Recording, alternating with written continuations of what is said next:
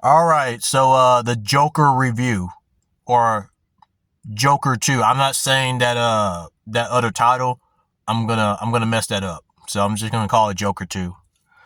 Uh First off, sorry guys. I tried to give you guys like a picture to look at while this video is going on, but apparently that is a lot harder said, well, a lot easier said than done. Cause believe me, I tried to make it work, but you guys are gonna be, I guess, like staring at a blank screen right now. But hopefully you'll get some out of this, despite that. So Joker 2, Joker 2. I have to say, right off the bat, I don't really like the movie, but at the same time, I don't really hate it. I was entertained the whole way through. It's just like it kind of goes against the grain of what I'm used to seeing out of a Joker, right? They took some chances on it,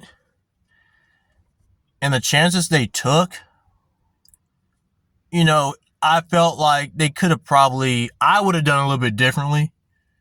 But the chances they did take, you gotta respect them for. You know, anybody that goes against like the natural order or like the rules that are kind of in place with a certain character, you kind of have to respect it because that is a bold move. But I can completely get why a lot of people kind of hate that, because at that point, why even make it a Joker movie? Why even make it about the Joker? It's not even a Joker movie. If you ask me, in my humble opinion, it's not a Joker movie. Uh, they focus so much on, I forget the character, like Joker's alter ego, if you will. I forgot his character's name, but I guess the how can you say it? I'm gonna just call him Philip. The alter ego, the Joker.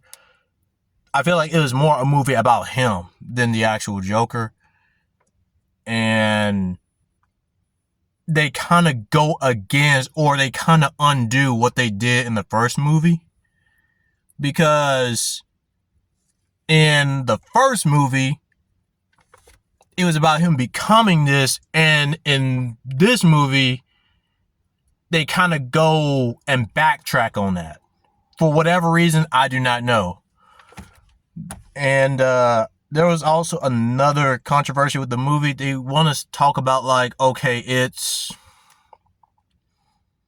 the Joker and Harley. You see the trailer, you see these two dancing down the stairs or whatever. You see these two, I guess, for lack of a better term, creating chaos and stuff. It's like, I watched the movie and it's really not like that at all. I mean, you do see them do a look, like there is a scene or there is a moment in the movie where that does kind of go down, but it ain't really as chaotic as you might think. Now, I'll tell you like this, it's just a one-off type deal, right?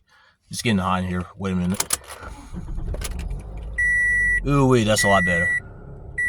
But yeah, the movie kind of just goes against the grain a little bit, and I would say it goes against the grain so much that this should have never been a sequel. This should not, or better yet, I think the movie still should have been made.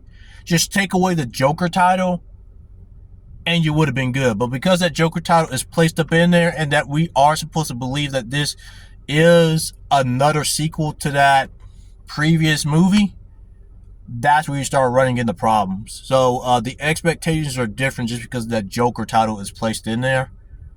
I really do think they should have took that off and just made this its own independent movie, whatever. This what?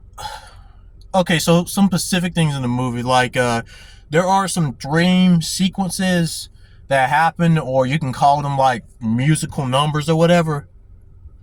The whole time I'm watching this, it's like, I don't have a problem with musical numbers if it adds something to the story, right? And this is a complaint across the board with multiple people.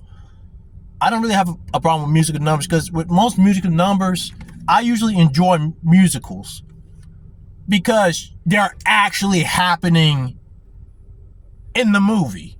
You know, these events are actually taking place. These are actual events that are happening in the movie, right? So it's like,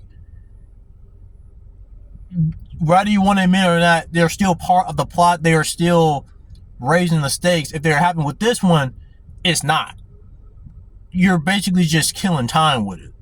They don't really add anything. They don't really change the tone of the movie. I mean, yeah, you do delve into his psyche and see how he's like taking it all in. You know, the actual character whose alter ego is the Joker, he's actually taking it all. You get to see how he's taking it all in, but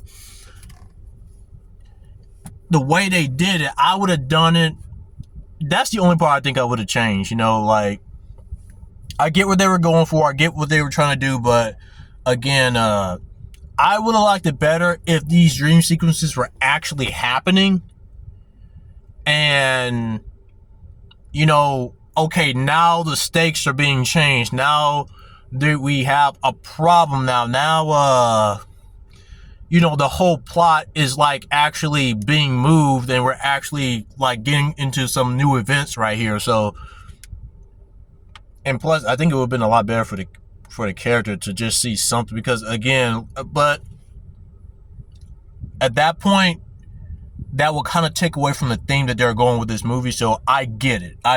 Me personally, if you were going for a theme that this movie's trying to go for and go against what the Joker's actually about, and, you know, put your own interpretation out there, I probably would have left the dream sequences alone. Because if the dream sequences aren't actually taking place, then they're kind of just there. You know, they're just killing time, really. So that's the only thing I would have changed. Again, the ending, not going to be for everybody. The ending isn't going to be everybody's cup of tea.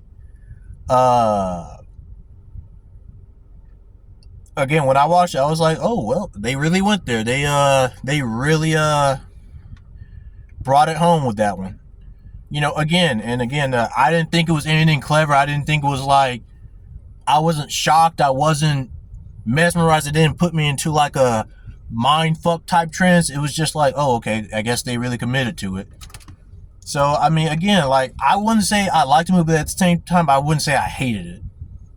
It's just another movie to see, and you have to go into this not expecting a Joker movie. I feel like that's as close as I can come to it for a lot of people. Do not come into it thinking you're about to watch a Joker movie, which is kind of funny because of the title, but just for the sake of not disappointing your expectations, and maybe for the sake of you actually enjoying the movie, do not go into it thinking you're about to watch a Joker movie. In fact, I would even say don't go into it thinking you're about to see Joker and Harley Quinzel actually fuck shit up in this movie, because that doesn't really happen neither. Just go into it as it were its own movie. I think that's the best way to walk away from it. So yeah, that's my review. I think the movie, quite honestly, was I'm not gonna sit here and tell you like, oh, it's a 5-star movie that blew me away. It's like, it was nothing like that. But I mean, you know, it kept me in my seat. I mean, I was content. I'll say that. I was content. I mean, the only part that was kind of frustrating, again, was those dream sequences, because it's like, if they were actually trying to make a Joker film, then it would have paid off to make those dream sequences actually happen, like actually take place in real life, instead of like just having it occur in this dream. But again, to fit the theme of the movie, they were in there. Again, I probably would have taken them out if they were trying to go that way with the Joker, but hey, what are you gonna do? But yeah, that's my review of the Joker. I'll just say this: I was